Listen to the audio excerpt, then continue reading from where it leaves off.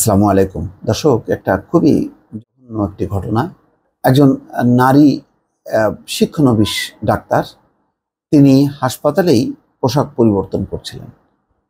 তখন গোপনে ভিডিও ধারণ করা হয় এবং ভিডিও ধারণ করার পরে সেটি সামাজিক যোগাযোগ মাধ্যমে ছড়িয়ে দেবে, এই হুমকি দিয়ে তার কাছে 1.5 লাখ টাকা চাঁদা দাবি করা হয়। এই ঘটনায় ভুক্তভোগী যেই নারী চিকিৎসক, তিনি থানায় মামলা করেছেন। মামলার পর থেকে এখন উল্টো হুমকি দেওয়া হচ্ছে যে সেই মামলা তুলে নিতে হবে। এটি হচ্ছে ঘটনা।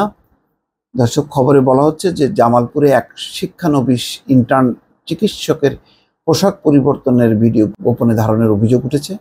ভুক্তভোগীর অভিযোগ, ভিডিওটি ফেসবুক সহ বিভিন্ন অনলাইন প্ল্যাটফর্মে ছড়িয়ে দেওয়ার হুমকি দিয়ে 1.5 লাখ টাকা দাবি করা হয়েছে। এই ঘটনায় 10 এপ্রিল জামালপুর সদর থানায় পর্নোগ্রাফি নিয়ন্ত্রণ আইনে একটি মামলা করেছেন ওই নারী চিকিৎসক। অভিযুক্ত 4 আসামিকে ওই দিনই আদালতের মাধ্যমে কারাগারে পাঠানো হয়।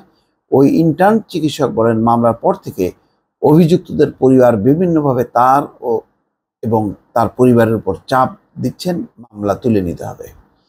ভুক্তভোগী শিক্ষার্থী বলেন, মামলার পর থেকে অভিযুক্তদের পরিবার ও প্রভাবশালীরা বিভিন্নভাবে আমাকে চাপ দিচ্ছেন, মামলা তুলে নিতে হুমকি দিচ্ছেন।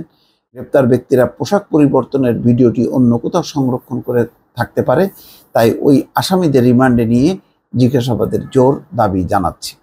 এই ঘটনায় করা মামলায় গ্রেপ্তার 4 জন হলেন টাঙ্গাইলের ধনবাড়ি এলাকার মোহাম্মদ নাইমুর রহমান ওরফে অঙ্কন 20, একই জেলার বিল কুকরির চর এলাকার ইমরুল হাসান ওরফে আলিফ 18, জামালপুরের মেলান্দহ উপজেলার কায়েতপাড়া এলাকার জাকারিয়া হোসেন ওরফে বেনজির 24 ও জামালপুর পৌর শহরের কাছারিপাড়ার এলাকার আরাফাত হোসেন।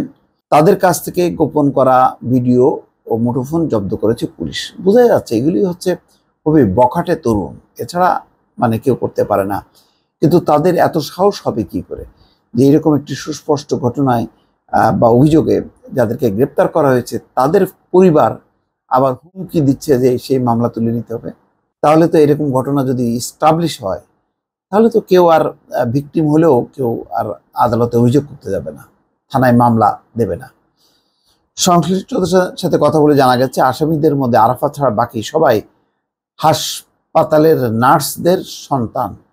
তার মানে এইসব বখাটে পোলাপান।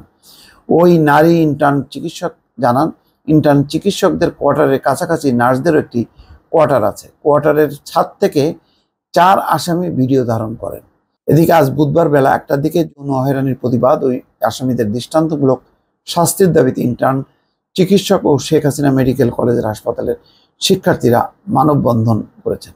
মানববন্ধনে অংশ নেওয়া শিক্ষার্থীরা বলেন, এই ঘটনার পর অভিযুক্তদের বন্ধুবান্ধব ও পরিচিত জনেরা ভিকটিম ব্লেমিং করছেন, ভুক্তভোগীকে হেনস্থা করছেন, ভুক্তভোগীকে প্রতিনিয়ত মামলা তুলে নিতে চাপ দেওয়া হচ্ছে। ফলে ভুক্তভোগী জীবনের নিরাপত্তায় আছেন, তার নিরাপত্তা ব্যবস্থা করতে হবে। তো এই হলো অবস্থা। দর্শক দেখেন, এই সমাজে অপরাধ করেও অপরাধীরা কত বেপরোয়া হয়, এটা হচ্ছে তার একটি বড় প্রমাণ। দর্শক ভালো থাকবেন, আল্লাহ হাফেজ।